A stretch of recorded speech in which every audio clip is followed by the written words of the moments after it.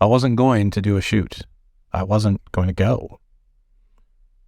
When the idea first arose for us to find a model while we were out in Las Vegas to go out to the desert and do a shoot, I'd be lying if I said I wasn't intrigued, but I wasn't fully sold on the idea. My favorite photo sessions are with the model and we experiment. In those situations, we play with light and shadows. Being a film noir fan, I'm drawn to that imagery, that feeling.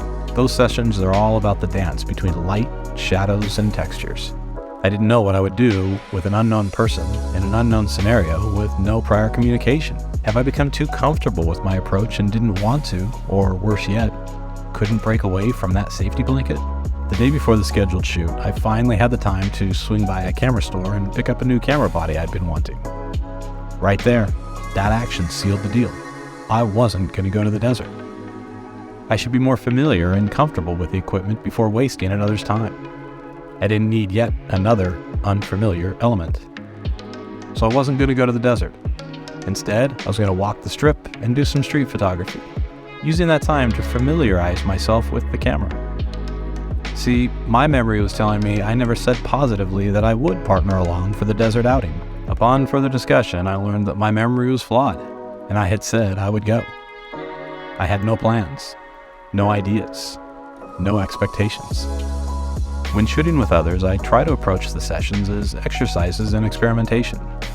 I've been fortunate in the past to always work with friends, and so these sessions are us just having fun, not transactions. This time was different. Transactional sessions bring a new level of expectations on all those involved. The other photographer started working with the model and directing her. They started shooting.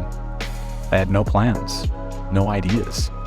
With street photography, I'm an outsider, observing life happening, capturing the motion in life outside of me. Maybe that's what I needed to have happen here, to be an observer. And aside from a few moments here and there, that's just what I was. I was an observer of their existence. That was freeing. Once the shutter started going, I knew that's where I should be. My camera was capturing half the story of the partnership of their efforts between photographer and model. I was an outside observer shooting her while she was focused on another. I was looking for the angles and lines to see the mood, the moment. This approach created a detached intimacy. We're not witnessing something we shouldn't be, and yet we're also not part of her world. Much like Street, we're merely observers of another's work and brief moments of existence.